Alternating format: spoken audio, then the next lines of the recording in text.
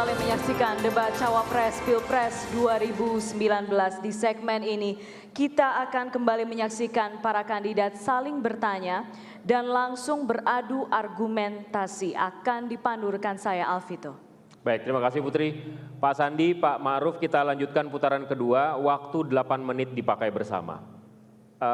Model resiprokal diharapkan dan efektif dan efisien sehingga mudah-mudahan semua buah pikir bapak-bapak dapat didengar dan menjadi referensi buat calon pemilih. Saya akan mulai dengan Pak Ma'ruf terlebih dahulu untuk memulai perdebatan. Waktu bersama 8 menit, Pak. Pak Sandi, dalam visi misi Bapak untuk mengatasi stunting, Anda menyebut menggunakan atau melakukan sedekah putih. Apa yang dimaksud dengan sedekah putih? Tadi Anda menyebutkan ketika menyampaikan penjelasan tentang kesehatan. Saya kira cukup pertanyaan. Baik Pak, silakan.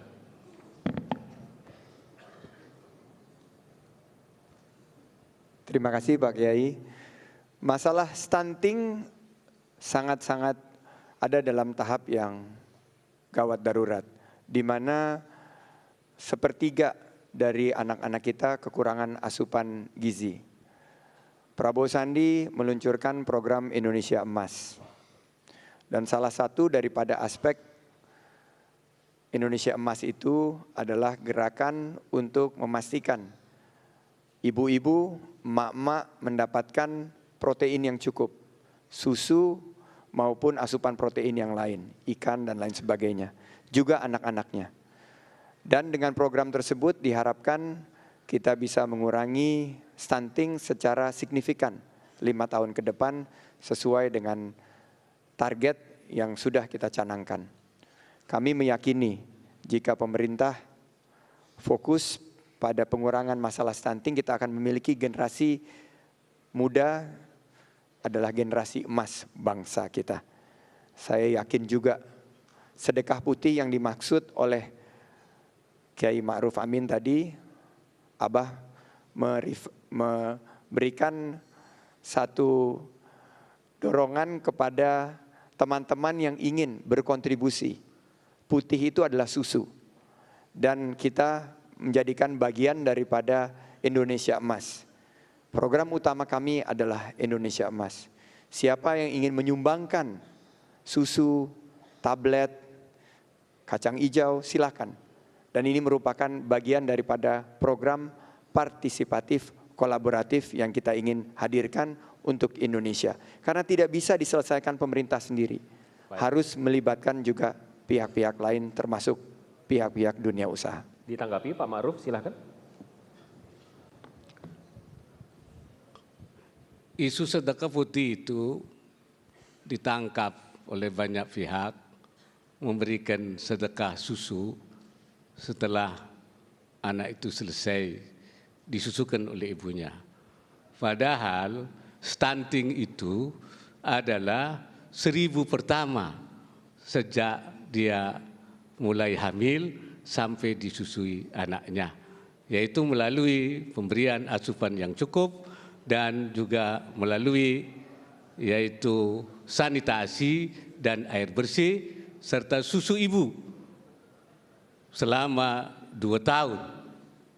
Dan setelah terutama sekali ketika susu ibu itu keluar pada saat melahirkan, yang oleh dunia kedokteran disebut sebagai kolostrum dan di dalam fikih disebut sebagai al-luba. Al-luba huwa labanul kharij awal al-wiladah. Luba adalah air susu ibu yang keluar ketika waktu melahirkan dan hukumnya itu wajib untuk diberikan menurut pendapat ahli fikih. Nah, apabila diberikan susu setelah 2 tahun yaitu haulaini kamilaini 2 tahun sempurna, maka tidak lagi berpengaruh untuk mencegah stunting. Maka stunting sudah tidak bisa diatasi setelah 2 tahun disusukan anaknya.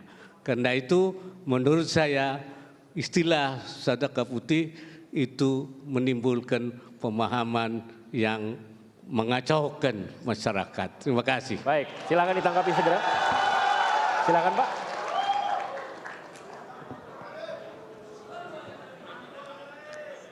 Ini ada Mpok Nur Asia, istri saya tercinta. Beliau melahirkan di usia 42 tahun. Anak terakhir kami si bungsu Sulaiman. Kami seperti ajaran daripada guru-guru maupun orang tua memberikan air susu ibu.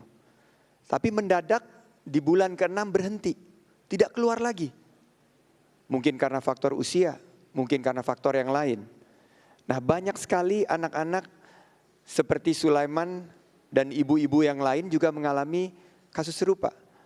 Dan disitulah kami ingin mengajak para kontributor, para yang bisa menyediakan susu, para donatur mengumpulkan uang untuk membantu agar gizi ibu dan gizi anak bisa kita perhatikan dan masalah stunting itu bisa selesai. Memberi itu baik menurut saya, dan apapun yang disedekahkan, baik itu dalam bentuk susu atau dalam bentuk yang lain, akan membantu.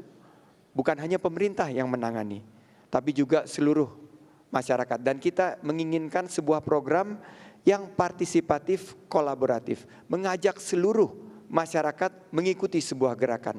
Ini bukan tentang Prabowo Sandi, ini bukan tentang Pilpres ini, tapi ini lebih besar dari Pilpres ini. Kita bicara generasi emas ke depan kita akan hilang kalau sepertiganya tidak mendapatkan asupan protein, tidak mendapatkan susu. Jadi saya ingin mengajak kita semua untuk berpikir yang besar untuk bangsa kita. Mari kita jangan saling menyalahkan dengan satu istilah satu sama lain. Mari kita fokus bagaimana menyelesaikan permasalahan ini bersama-sama. Karena kami yakin bersama kita akan mampu membangun Indonesia. Kita alihkan. Terima kasih Pak Sandi. Pak Ma'ruf, silakan jika ada tanggapan, masih ada waktu. Silakan, masih ada waktu Pak. Silakan ditanggapi. Ya. Kami ingin justru apa yang sudah berhasil dilakukan pemerintah selama 4 tahun, menurunkan stunting sampai 7%, dari 37 menjadi 30%, karena itu perlu ada upaya-upaya lebih intensif. Sebenarnya stunting ini bukan hanya masalah kesehatan, tapi juga masalah sosial, masalah sanitasi, masalah gizi. Karena itu selain upaya-upaya pemberian ASI, juga pemberian sembako kepada para ibu hamil melalui bansos, bantuan sosial, agar mereka mampu membeli kepentingan-kepentingan untuk memberikan air susu dan gizi kepada anaknya.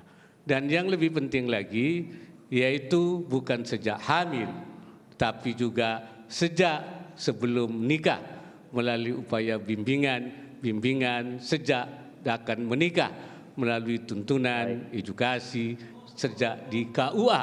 Karena itu kami yakin bahwasanya ke depan itu akan kita bisa menurunkan sampai 10%. Baik, terima kasih Pak Ma'ruf. Boleh sekarang tepuk tangan, mari.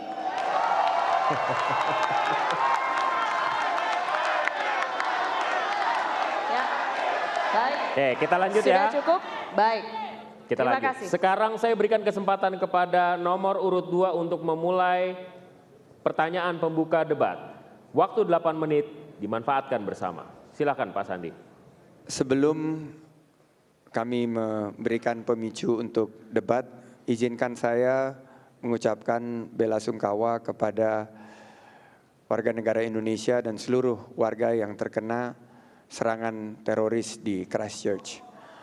Dan kami juga baru saja mendapat kabar ada banjir di Papua dan juga gempa di NTB. Mari kita sama-sama beristighfar dan berdoa agar rekan-rekan kita, saudara-saudara setanah air bisa menghadapi bencana ini dan semuanya insya Allah bisa selamat pulih sedia kala. Silakan Pak. Saya ingin bertanya sedikit mengenai pengangguran di usia muda, khususnya lulusan-lulusan SMK yang tidak bisa mendapatkan pekerjaan. Saya melihat ada sesuatu sistem yang tidak nyambung, karena siswa yang masuk SMK itu berharap mendapatkan lapangan pekerjaan. Saya ingin bertanya, bagaimana visi Pak Yai agar kita bisa menurunkan jumlah 61% daripada pengangguran kita di usia muda, usia 15 sampai 24 tahun, agar kita pastikan target-target pertumbuhan bangsa ini ke depan bisa kita capai. Alangkah ironisnya, negeri dengan ekonomi nomor 15-16 terbesar di dunia masih kesulitan membuka lapangan kerja bagi anak-anak mudanya. Malah kita harus mengimpor tenaga kerja asing, mengekspor tenaga kerja kita ke Malaysia, ke Timur Tengah dan lain sebagainya. Mohon penjelasan dari Pak Kiai sehingga kita bisa menyelesaikan masalah besar bersama dalam forum diskusi ini. Terima kasih. Silakan Pak Maruf. Solusi yang akan kita tawarkan adalah solusi struktural dan solusi pasar, solusi market, non struktural. Solusi struktural adalah melakukan upaya reformasi pendidikan dari tingkat bawah sampai kepada universitas, terutama yaitu di tingkat SMK. Oleh karena itu kami akan melakukan revitalisasi SMK, politeknik dan akademi, dan akan kita sesuaikan dengan tuntutan pasar dengan melibatkan seperti saya katakan tadi, yaitu dunia usaha dan dunia industri, dan kepada mereka akan kita berikan insentif ketika mereka ikut mengambil peran. Di tingkat perguruan tinggi kita akan dorong supaya muncul cyber university atau campuran antara universitas konvensional dan cyber, sehingga akan melahirkan tenaga sarjana yang kualitatif dan mampu merespon dan memiliki lapangan kerja yang terbuka baik di dalam negeri maupun di luar negeri. Yang non struktural adalah upaya-upaya pelatihan, yaitu melalui balai-balai latihan kerja, melalui BUMN, melalui kursus-kursus. Oleh karenanya untuk mendorong agar semangat untuk melakukan upaya peningkatan, maka kami sekali lagi akan mengeluarkan kartu prakerja supaya memperoleh semangat dan akan memberikan insentif honor antara 6 bulan sampai 1 tahun. Baik, kita alihkan ke Pak Sandi lagi untuk menanggapi, silakan. Kami melihat isu utama adalah tidak adanya link and match. Apa yang dibutuhkan penyedia kerja dengan yang dihasilkan sistem pendidikan.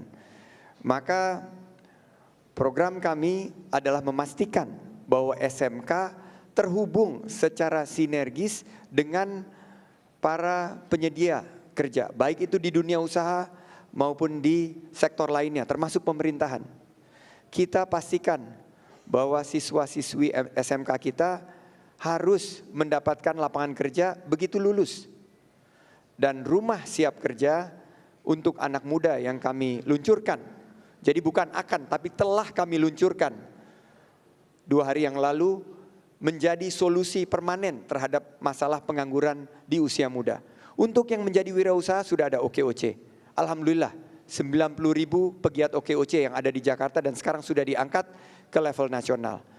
Tapi mengenai rumah siap kerja, di mana anak-anak muda bisa datang, di situ ada co-working space, di situ ada tempat berolahraga, main tenis meja, bola basket, maupun kegiatan-kegiatan training, baik itu barista, kopi, kita sediakan di sana.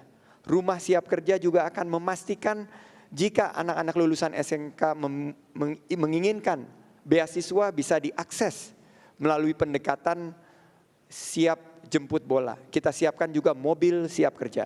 Harapan kami dalam 5 tahun Prabowo Sandi memimpin, kita bisa mengurangi 2 juta pengangguran muda untuk Indonesia. Ini yang dibutuhkan untuk kita menjadi Indonesia yang menang, Indonesia yang adil makmur. Baik. Pak Maruf. Pemerintah sudah melakukan revitalisasi SMK, Politeknik.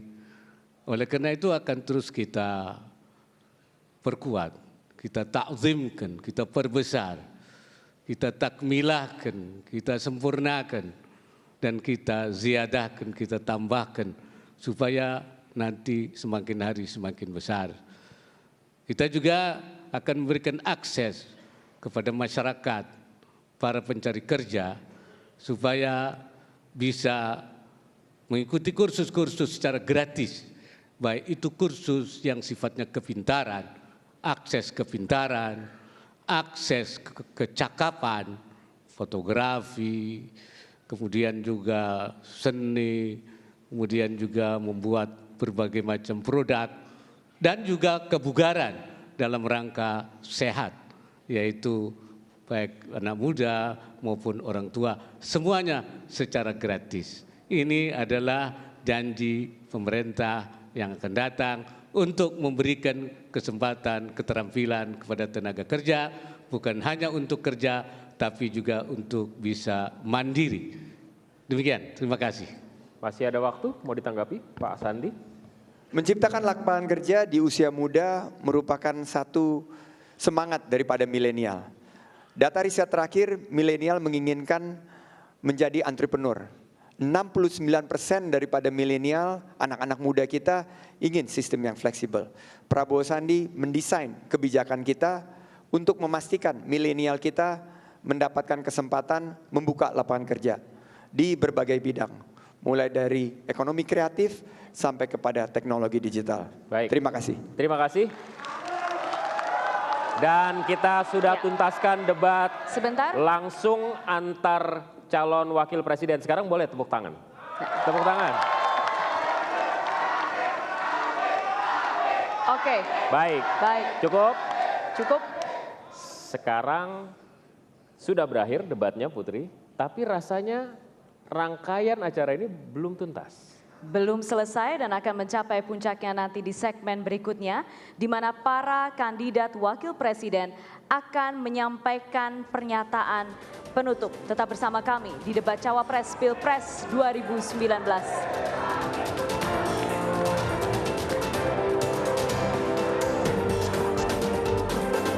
Rabu, 17 April 2019, rakyat Indonesia memilih Presiden dan Wakil Presiden serta anggota DPR, DPD, dan DPRD. Undang-Undang Nomor 7 Tahun 2017 adalah dasar penyelenggaraan Pemilu Serentak 2019. Indonesia mencatat sejarah baru, menggabungkan 2 jenis pemilu dalam satu waktu secara bersamaan.